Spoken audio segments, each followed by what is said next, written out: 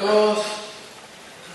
Como ya fue anunciado, nuestro segundo módulo tiene que ver con cómo una supply chain bien administrada agrega valor, que de alguna manera también lo tocamos muy lateralmente esta mañana respecto a la función de los operadores logísticos. Así que María, que como decíamos ya estuvo con nosotros hace unos años, es una especialista en este tema.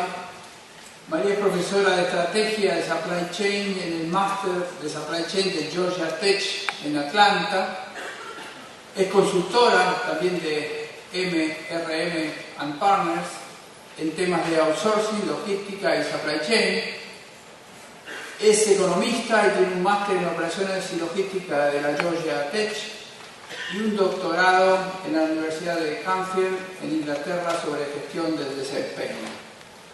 O sea que títulos no le falta como para que nos dé realmente un pantallazo, y al mismo tiempo seguramente vamos a encontrar todavía muchos desafíos que a los responsables de administrar el supply chain nos queda por delante. Así que María, bienvenida y gracias por su presencia.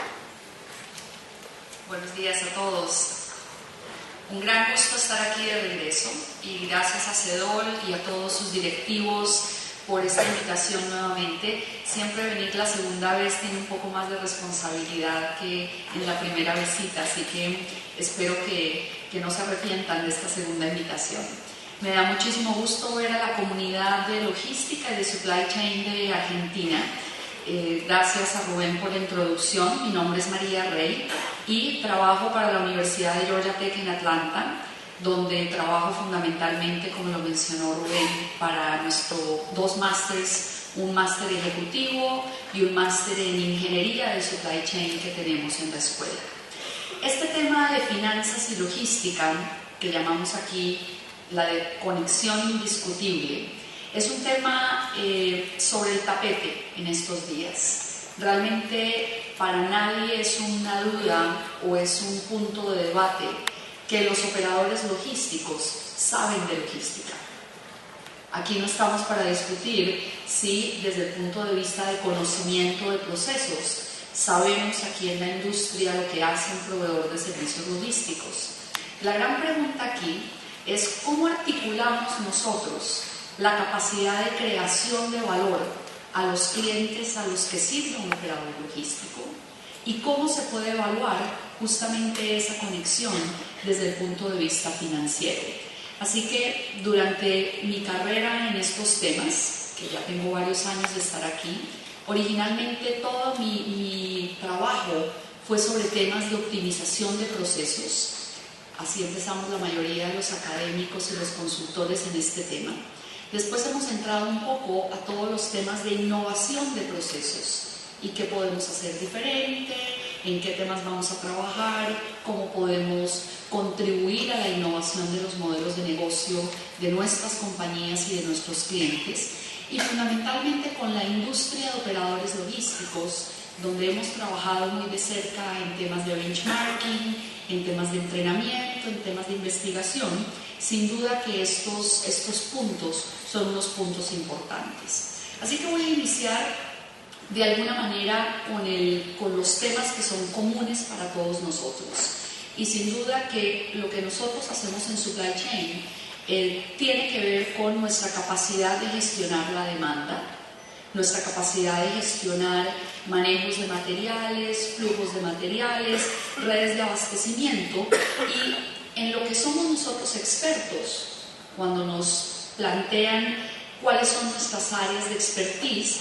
Naturalmente son todos esos procesos que tienen que ver con capacidad de lectura de la demanda, capacidad de modificación y, por supuesto, nuestra área principal de expertise, que son los temas de respuesta a la demanda.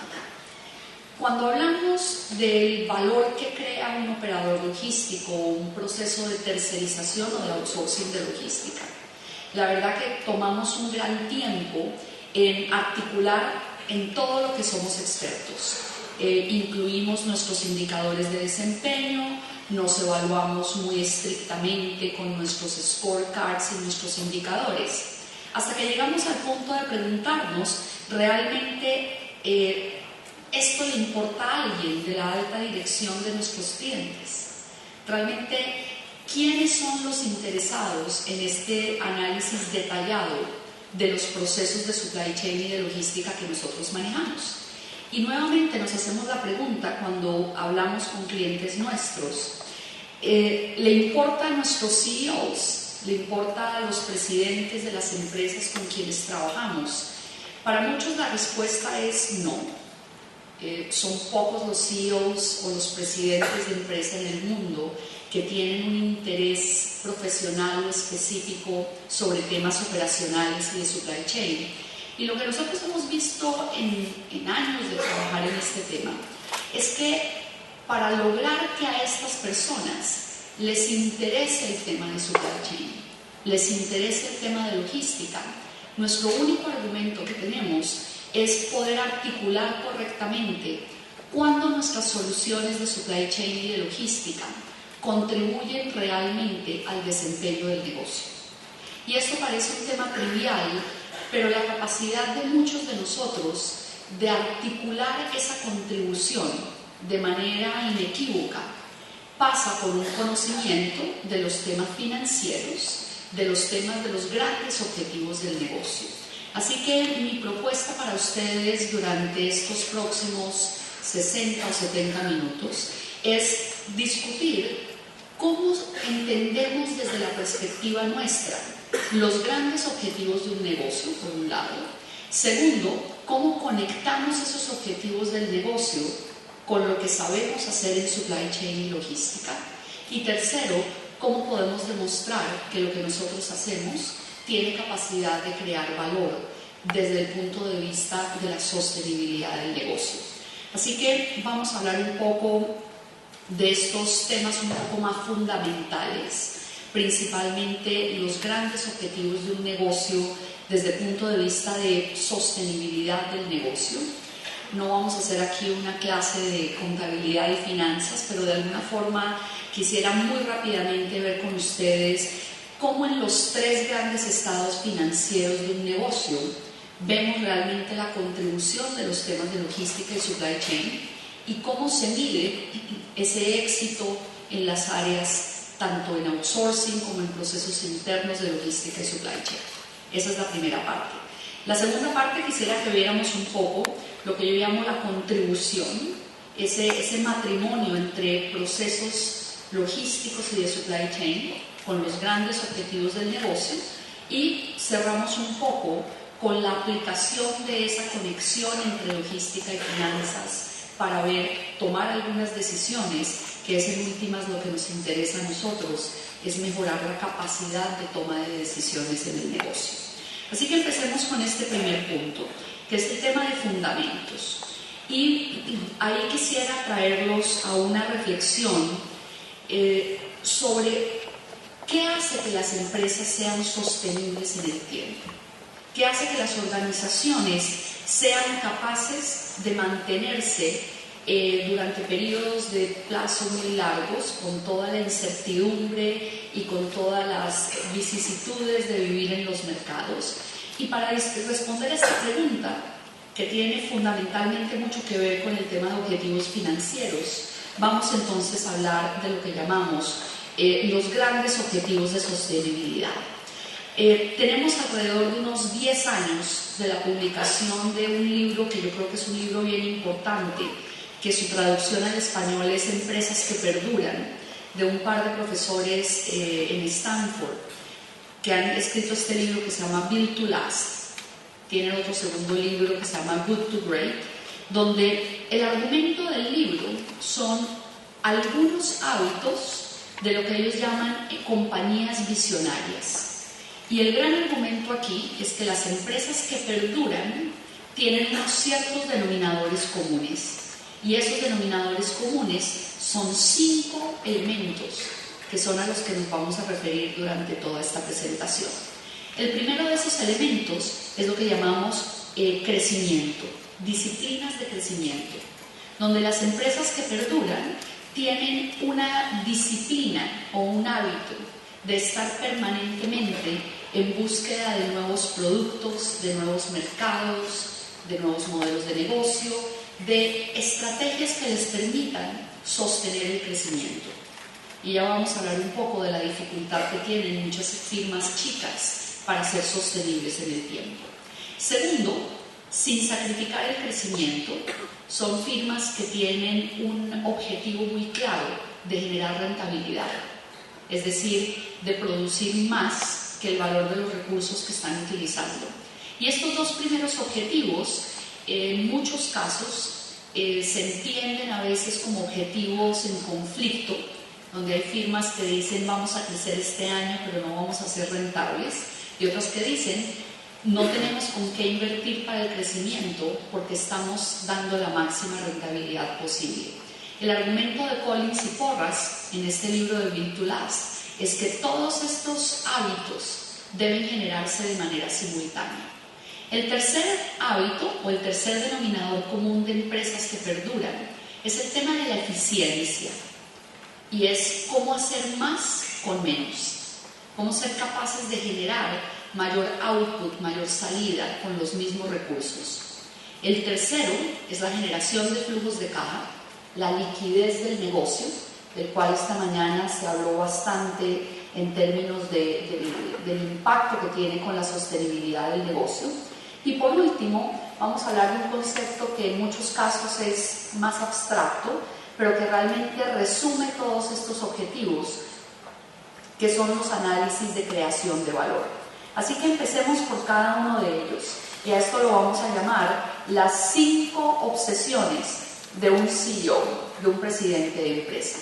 Desde el punto de vista de crecimiento, estamos hablando entonces de economías de escala, estamos hablando de capacidad de negociación, cuando una firma tiene un cierto tamaño, capacidad de absorción de riesgos, acceso a recursos que pueden estar limitados para firmas pequeñas, y naturalmente este crecimiento, no vamos a decir que es una póliza de seguros infalible, pero este crecimiento es uno de los contribuyentes a la sostenibilidad de empresas que perduran.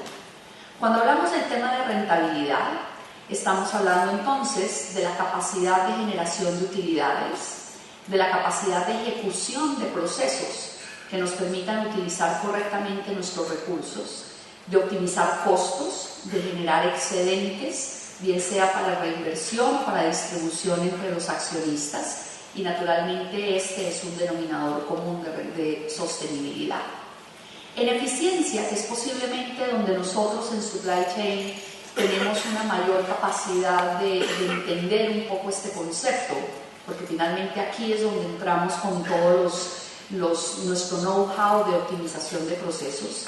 Estamos hablando de toda la preocupación por la productividad en el uso de los recursos, la optimización de nuestros procesos y recursos, ese denominador común de hacer más con menos, esa preocupación constante de ser más eficiente en el uso de nuestros recursos.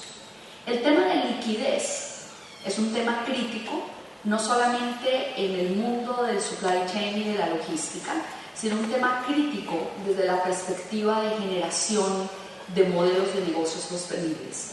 Y aquí lo que estamos hablando es la pregunta de qué tanto capital de trabajo necesita un negocio para poder operar y cuál es la capacidad de ese negocio de operar a una velocidad lo suficientemente rápida que determine su disponibilidad de liquidez. Ahora que estaba escuchándolos esta mañana, hablando de plazos de 120 días, 150 días, 90 días, fundamentalmente estamos hablando en muchos casos de unos ciclos de operación que pueden ser tan largos que exigen que las firmas mantengan unos capitales de trabajo muy grandes. La pregunta no necesariamente es si uno quiere o no quiere estar en el negocio financiero. Aquí la pregunta un poco es si el negocio tiene la suficiente velocidad para financiar sus requerimientos de capital de trabajo, generar flujos de caja que le permitan crecer y operar, o, de lo contrario, buscar mecanismos para mejorar esa capacidad de pago y de financiación de los recursos. Entonces, si mi primer punto aquí es que antes de entender nosotros cuál es la conexión entre finanzas y logística, la primera gran pregunta que tenemos que contestarnos nosotros es ¿qué tanto entendemos estas obsesiones del presidente del negocio, del CEO de la firma, de los accionistas? Y para completar la quinta, vamos a hablar de unos indicadores o de un indicador bien conocido, por lo menos en el mundo financiero, que son los que llamamos el indicador de EVA, de valor económico añadido o agregado, Economic Value Added, que lo dejo de últimas porque realmente es un buen resumen de todos los indicadores anteriores.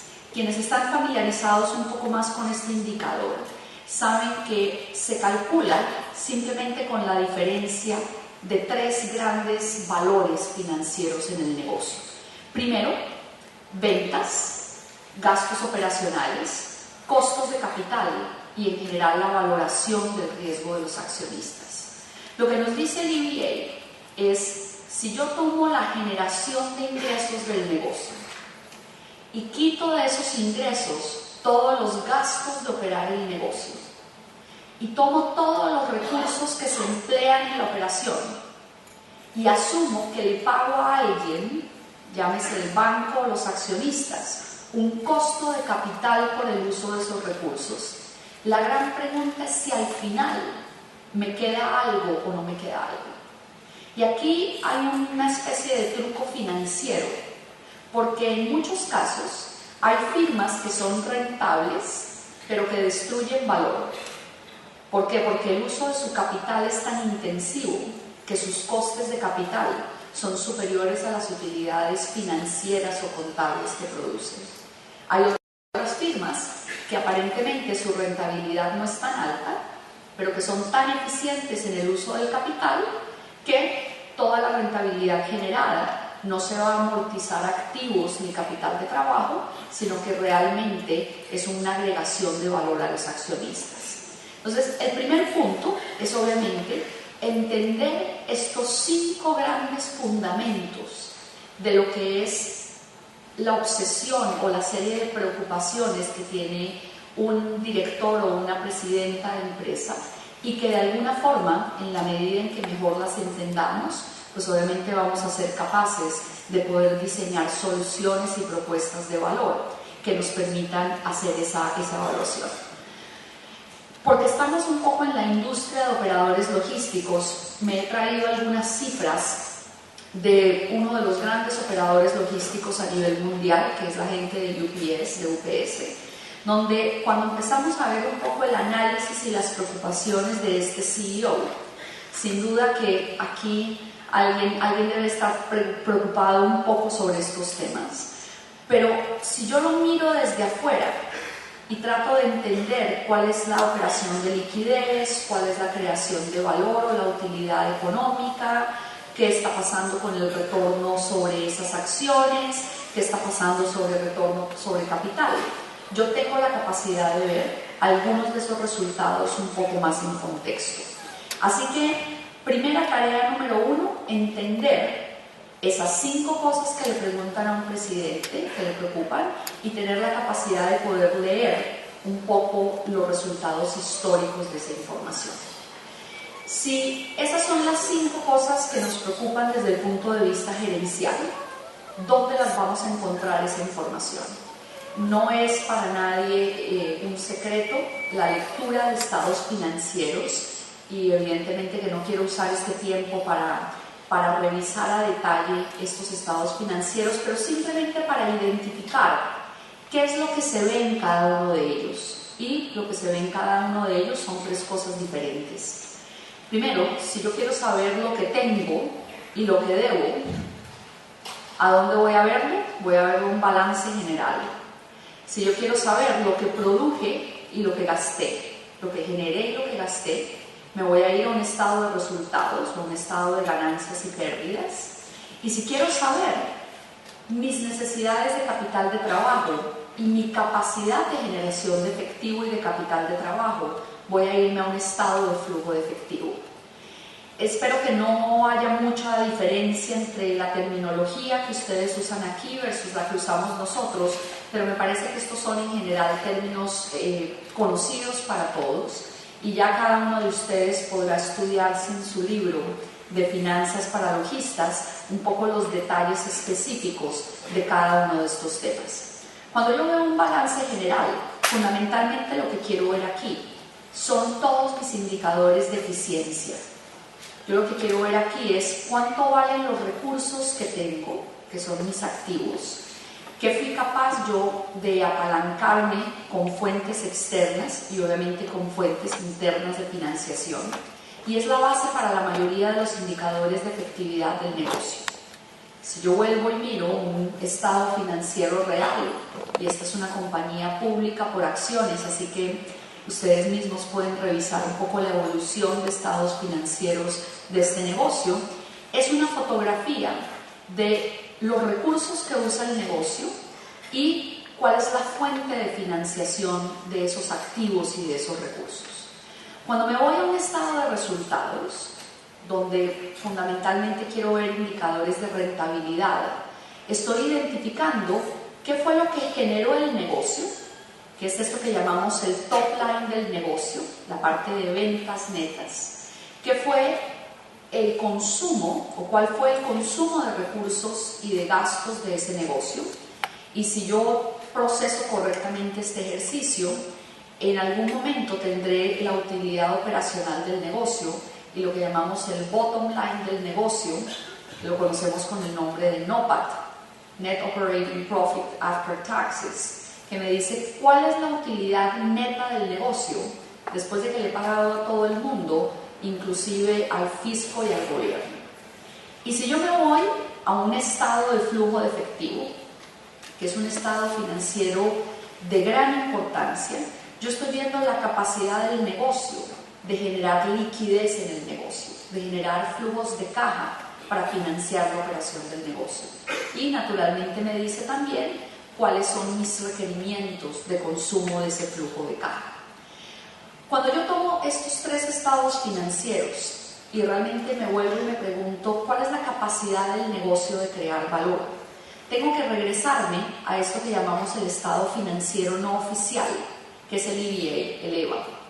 Y digo no oficial porque todavía en la contabilidad tradicional el costo de capital del negocio es un costo de capital que tiene, digamos, diferencias contables, diferencias de valores según el negocio. Pero aquí quiero plantearles la primera de estas preguntas, y es ¿qué tanto contribuimos nosotros a la creación de valor de una operación? Y si yo me refiero aquí a la fórmula del EVA, claramente yo espero que ustedes lo vean de manera tan obvia como lo veo yo. Nadie puede negar la contribución de logística y de supply chain al crecimiento de ventas. Nadie puede negar la contribución de logística y de supply chain al control de los gastos operacionales del negocio.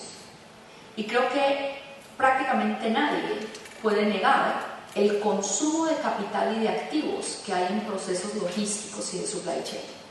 Así que un poco el argumento nuestro es que cuando yo tomo todas las preocupaciones de un CEO y las veo en el contexto de lo que podemos hacer nosotros en logística y supply chain, nosotros somos un gran contribuyente a los resultados financieros del negocio. Ahora, después de que nosotros entendemos esas grandes preocupaciones del CEO y cómo se resumen en la información financiera tradicional, viene una pregunta que yo creo que es más fácil de contestarla para nosotros, pero a veces difícil de articulársela a gente que no es de logística y supply chain. Y es, ¿cómo medimos nosotros el desempeño de nuestros propios procesos? Porque si yo conozco los procesos del negocio y conozco la medición del desempeño de nuestros procesos de supply chain y de logística, yo después puedo hacer esa conexión entre las dos cosas. Así que yo siempre le pregunto un poco a mis alumnos, ¿para qué nos pagan? O sea, ¿qué es lo que nos pagan por hacer? Entonces hay gente que dice, no, a nosotros nos pagan por optimizar la red de distribución, no, a nosotros nos pagan por mejorar la rotación de inventarios, por mejorar los fill rates. Y uno dice, sí, pero eso es lo que hacemos todos los días. pero fundamentalmente, ¿para qué nos pagan? Y el argumento que utilizamos es que a nosotros realmente nos pagan para 4 cosas. Nos pagan para ser mucho más efectivos en el uso de los recursos que tenemos y en el costo de los recursos que usamos. Nos pagan para que nos cueste menos el combustible, para que nos cueste menos el transporte, porque de alguna forma ser más efectivo contribuye con la rentabilidad del negocio. Nos pagan para ser más productivos en los procesos que ejecutamos y que diseñamos, que evidentemente contribuye con esa eficiencia a nivel corporativo de la que hablábamos ahora. Nos pagan además para ser rápidos, para ser veloces. ¿Por qué? Porque no es lo mismo trabajar con excelente eficiencia, con unos costos increíblemente bajos y demorarnos en unos ciclos de entrega y de abastecimiento enormes. Y van a ver que todo lo que estamos hablando, lo que vamos a hablar de velocidad de procesos, va a conectarse específicamente con todos los temas de liquidez del negocio. Y por último, nos pagan para hacer todo lo anterior y además generar resultados perfectos, calidad. Nosotros realmente tenemos un desafío grande, porque no solamente tenemos que ser veloces, eficientes en costos, productivos en los recursos, sino que además tenemos un muy bajo margen de maniobra para equivocarnos. Entonces, si nosotros vemos tradicionalmente los indicadores con los que a nosotros nos miden en supply chain y nos dicen, bueno, vamos a ver entonces costo total de logística, vamos a ver costo total de supply chain, vamos a medir la rotación de los inventarios, vamos a ver la eficiencia de las horas hombre en el negocio, vamos a ver densidad de almacenamiento. Nosotros conocemos de estos indicadores. Yo les garantizo que están en los SLAs de todos los contratos que ustedes tienen, bien sean generadores de carga o proveedores de servicio. Nuevamente la pregunta aquí es, todo esto que nosotros medimos en logística y supply chain, ¿cómo conecta con las 5 grandes preocupaciones del CEO? Porque mientras nosotros no podamos articular esa conexión, poder demostrar cómo crea valor logística y supply chain va a ser complicado. Cuando hablamos de velocidad, si yo sé que la velocidad tiene que ver fundamentalmente con la liquidez del negocio, nosotros ya medimos velocidad. La mayoría de ustedes tienen análisis de tiempo de ejecución de procesos, ciclos de fulfillment, ciclos de manejo de pedidos de clientes, ciclos de órdenes de compra, lead times, todas las cosas que medimos en tiempo. Y si además hay que tener una calidad perfecta, que es de alguna forma la probabilidad de generar operaciones perfectas, nosotros ya conocemos los indicadores de fill rate, de exactitudes de pronósticos de demanda, todos los indicadores de entregas completas y a tiempo, porque nosotros ya traemos claramente el conocimiento del proceso. ¿Qué nos hace falta ahora? Conectar estos cuadrados con los 5 círculos de antes. Esta sesión es una sesión de geometría de kinder. ¿Cómo vamos a conectar estos 4 cuadrados con los 5 círculos del CEO? En el momento en que nosotros seamos capaces de hacer eso, nosotros realmente hemos encontrado cuál es ese primer paso de conexión entre finanzas y el desempeño exitoso de una firma con el desempeño exitoso de supply chain. Así que permítanme en esta segunda parte apoyarlos un poco en cómo vemos nosotros la conexión entre esos 5 círculos y la conexión con estos 4 cuadrados que acabo de mencionar. Y empecemos, obviamente, por el más fácil de todos. Vamos a empezar a hablar de crecimiento. Pero antes de hablar de esta conexión geométrica aquí, simplemente les voy a traer a la mesa algunos ejemplos de firmas para que ustedes vean quiénes son capaces de hacer esa conexión efectivamente. Estas son unas noticias que me he bajado en estos días del Financial Times que se los hago leer a todos mis alumnos, simplemente a ver si dejan de leer tanto de optimización y de modelos y leen un poco más de lo que pasa en la vida real. Pues el Financial Times nos dice ahora en un artículo de marzo de este año que Apple tiene en su flujo de caja ahora, en tesorería, 137 billones de dólares. Las empresas del sector tecnológico en Estados Unidos tienen más del 10% de toda la liquidez de la economía americana. Y el gran debate ahora, por lo menos en círculos financieros, es qué tanto van a retener para su propio crecimiento y qué tanto van a distribuirle nuevamente a los accionistas. Atención a estas compañías. Ford, después de esta crisis terrible del 2008 del sector automotriz, 3 o 4 de sus modelos más populares y más rentables, que son estos vehículos que llamamos los SUVs, los Sport Utilities, aumentaron sus ventas entre 28 y 33% en el último año. Y Nestlé tuvo un 6% de crecimiento orgánico en ventas en el 2012 y fue capaz de aumentar sus utilidades por acción en 12%. Cuando uno lo ve desde el punto de vista de sostenibilidad del negocio, aquí hay 3 CEOs que están durmiendo más o menos tranquilo. Ahora, hay otra organización que en Estados Unidos, la firma Gartner, produce un ranking cada año de las mejores cadenas de abastecimiento en el mundo. Y cuando uno ve dónde están rankeadas estas 3 firmas que acabo de mencionar, son compañías que no solamente son muy buenas en lo financiero, sino que están rankeadas dentro de las 26 mejores cadenas de abastecimiento del mundo.